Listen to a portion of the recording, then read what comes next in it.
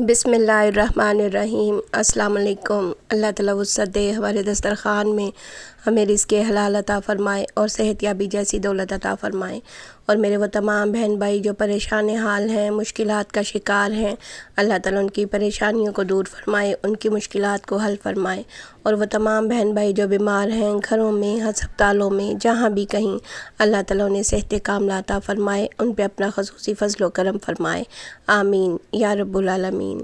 جی تو ویورز، ہماری آج کی ریسیپی جو ہم شیئر کریں گے وہ ہے لب شیریں۔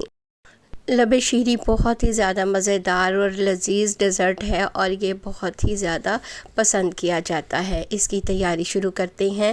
ایک پین کے اندر میں نے 2 کپ پانی لے لیا ہے، اور اس کے اندر جیلاٹن کا مینگو فلیور میں جو ہے میں نے وہ پیکٹ اس کے اندر ڈال دیا ہے۔ اگر آپ اتنی کوانٹٹی میں بنانا چاہیں تو آپ یہ سارا استعمال کریں۔ اگر آپ اس کی ہاف کوانٹٹی بنانا چاہ رہے ہیں اس ڈیزرٹ کی، تو آپ تمام اشیاء کو ہاف مقدار میں استعمال کر لیجئے۔ جی تو اسی طرح سے میں نے مینگو، بنانا اور اسٹرابری فلیور میں ان تمام جیلیز کو تیار کر لیا ہے۔ ہم نے پین میں جب سے ہی پانی بوائل ہو جائے، ہم اس کو اس میں پانی میں شامل کریں گے، حل کر کے اسے ہم علیحدہ سے کسی برتن میں جما لیں گے۔ اب یہاں ایک برتن میں 2 لیٹر میں نے دودھ لے لیا ہے۔ دودھ جو ہے بوائل ہو جائے تو اس کے اندر 1 کپ میں نے ڈرائی ملک جو ہے وہ اس میں شامل کر دیا ہے، یعنی ملک پاؤڈر۔ اس کے بعد اسے ہم اس میں مکس کر لیں گے۔ جب یہ حل ہو جائے تو اس کے اندر 1 کپ چینی کا ہم شامل کر دیں گے۔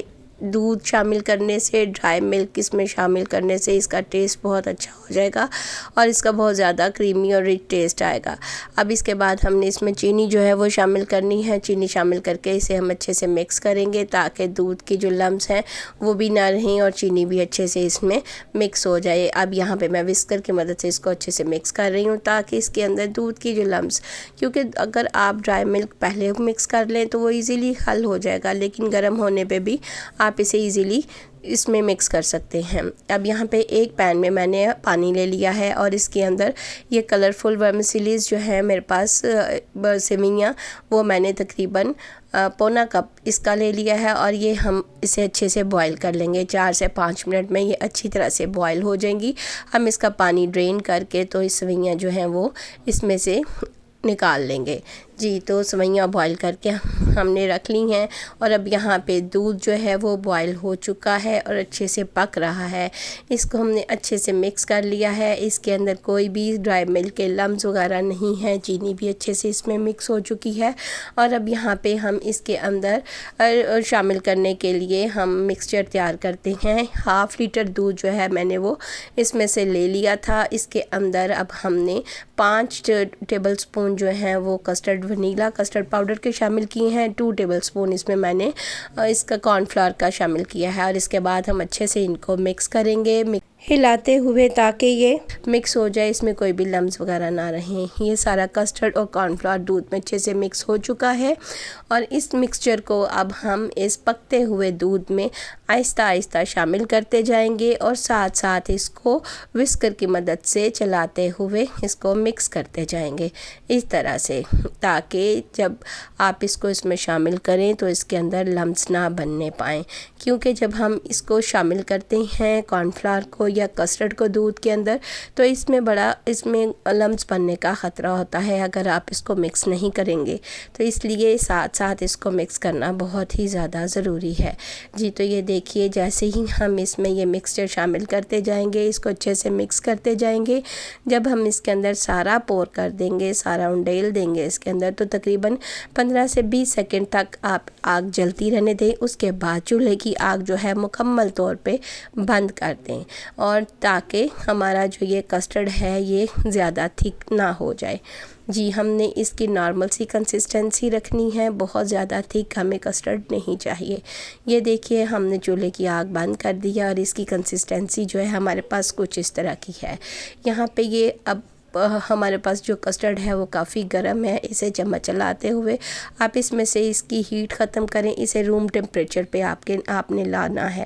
اس کے لیے آپ اسے پنکھے کے نیچے رکھ کے بھی اسے ٹھنڈا کر سکتے ہیں، یا آپ کسی برتن میں پانی رکھ کے اس پاٹ کو، اس کیتلی کو اس کے اندر رکھ کے ٹھنڈا کر سکتے ہیں کسٹرڈ کو۔ جی تو اس طرح سے یہ دیکھیے اس کے اندر چمچ چلاتے ہوئے میں اس کو ٹھنڈا کر رہی ہوں تاکہ یہ جو ہے یہ روم ٹیمپریچر پہ آ جائے۔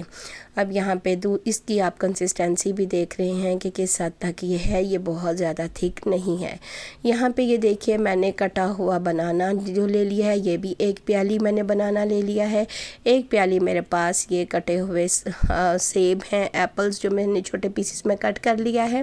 اور یہ دیکھیے اب میں آپ کو یہ بھی دکھا رہی ہوں کہ میں نے اس کو مزید ٹھنڈا کرنے کے لیے گرم پانی جو ہے نارمل پانی میں، بلکہ اگر آپ اس میں آئس شامل کر لیں تو جلدی ٹھنڈا ہو جائے گا۔ اب یہاں پہ آپ اسے مکس کرتے جائیں، کافی حد تک یہ ٹھنڈا ہو چکا ہے۔ اب اس کے اندر میں نے ابلی ہوئی سوئیاں جو ہیں وہ اس کے اندر شامل کر دی ہیں، اور یہاں پہ یہ دیکھیے جو ہم نے جیلیٹن تیار کیا تھا، ہم نے جیلی تیار کی تھی، اس کو اس طرح سے چھری کی مدد سے کٹ کر لیں اور اس کو کیوبز کی شیپ میں نے تیار کر لیا ہے۔ اس طرح سے یہ ہمارے پاس جیلی جو ہے یہ بھی کٹنگ کر کے یہ ہمارے پاس اچھی سی فلیور میں یہ بھی تیار ہو چکی ہے۔ جی تو اب یہ ساری اشیاء ہمارے پاس تیار ہیں، ہم اسے اب ایک باؤل کے اندر اسمبل کریں گے۔ جی تو اس کے لیے یہ دیکھیے سب سے پہلے ہم نے باؤل کے اندر ہم نے سیب جو ہیں کٹے ہوئے وہ ہم اس میں شامل کریں گے، اور اس کی ہم نے چونکہ لیئرز لگانی ہے اس وجہ سے سارے ہم سیب شامل نہیں کریں گے۔ کاکٹیل لے لیا ہے، اس کا 1 کپ میں نے، اس کے بھی کچھ پیسز جو ہیں ہم اس میں شامل کریں گے۔ اسی طرح کٹے ہوئے سلائس کیے ہوئے بناناز جو ہیں وہ بھی ہم اس میں شامل کریں گے۔ اس طرح سے ان کی ایک لیئر لگائیں گے۔ اس کے بعد یہاں پہ ہم کچھ جو جیلیز ہیں جو ہم نے تیار کر کے رکھی ہیں وہ ہم اس کے اندر شامل کریں گے۔ یہ دیکھیے کچھ اس طرح سے جیلیز ایڈ کریں گے۔ جیلیز ایڈ کرنے کے بعد یہ کلرفل سی جیلیز جو ہیں وہ اس کے اندر بہت اچھی دیکھنے میں بھی نظر آتی ہیں، اور یہ بہت زیادہ اس کا جو ٹیسٹ ہے اس ڈیزرٹ کا بہت زیادہ بڑھ جاتا ہے، اور بچے اسے بہت شوق سے کھاتے ہیں۔ جی تو اسی طرح سے ہم نے جیلیز لگانے کے بعد اس کے اوپر کچھ چوکو چپس جو ہیں وہ ایڈ کر دی ہیں، اور یہ چوکو چپس جو ہیں یہ بھی بچے بہت شوق سے کھاتے ہیں۔ اس طرح سے اس کی لیئر لگانے کے بعد اب یہاں پہ یہ دیکھیے کسٹرڈ جو ہے وہ بالکل اچھے سے ٹھنڈا ہو چکا ہے۔ اس کے اندر آدھا کپ جو ہے میں نے فریش کریم وہ اس میں شامل کی ہے، اور اس کو اچھے سے مکس کر لیا ہے۔ اس کے ساتھ اس کا ٹیسٹ جو ہے بہت زیادہ کریمی اور بہت زیادہ مزے کا ہو جائے گا۔ اب یہ جو کسٹرڈ ہے ہم اس کے اندر وہ پور کر دیں گے، اس کی لیئر لگائیں گے۔ یہ دیکھیے اس طرح سے لگاتے ہوئے میں نے اس کو کسٹرڈ کی ایک تہہ لگا دی ہے اس کے اندر، اور اب آپ دیکھ رہے ہیں یہ بالکل اس کا سموتھ سا ایک ٹیکسچر ہے ہمارے پاس کسٹرڈ کا، بالکل بھی اس میں لمس نہیں نظر آ رہے۔ ہم نے اسے بیٹ نہیں کیا بلکہ ہینڈ وسکر کی مدد سے ہی اس کو اچھے سے ٹھنڈا کر لیا ہے۔ اب اسی طرح سے فروٹس کی لیئر لگائیں گے اور جیلیز کی، اس کے بعد چوکو چپس جو ہیں وہ تمام ہم اس کی لیئر ایک اور لگا کے اچھے سے، اس کے بعد اس کے اوپر ہم دوبارہ سے کسٹرڈ کی ایک تہہ لگا دیں گے۔ یہ دیکھیے یہاں پہ یہ کسٹرڈ جو ہے وہ بہت ہی زیادہ مزے کا اور بہت زیادہ جو ہے کریمی، بہت زیادہ ٹیسٹی بن کے تیار ہوتا ہے، اور اسے بچے بڑے سبھی بہت شوق سے کھاتے ہیں۔ اسی طرح سے اس کی لیئر لگانے کے بعد اب ہم یہ جو ہمارے پاس اس کی کسٹرڈز کی جو ہم نے تیار کیا ہے وہ ہم اس کی نیکسٹ لیئر کے اوپر لگائیں گے، اور اس کے بعد باقی بچے ہوئے جو فروٹس ہیں اور تمام کاکٹیل اور تمام یہ اشیاء جو ہیں اس کی ایک لیئر اس طرح سے لگا دیں گے۔ اس کو چوکو چپس کے ساتھ گارنش کریں گے، اور اینڈ پہ اس کے ساتھ ہم یہ کچھ بادام جو ہے وہ اس میں ایڈ کر رہے ہیں۔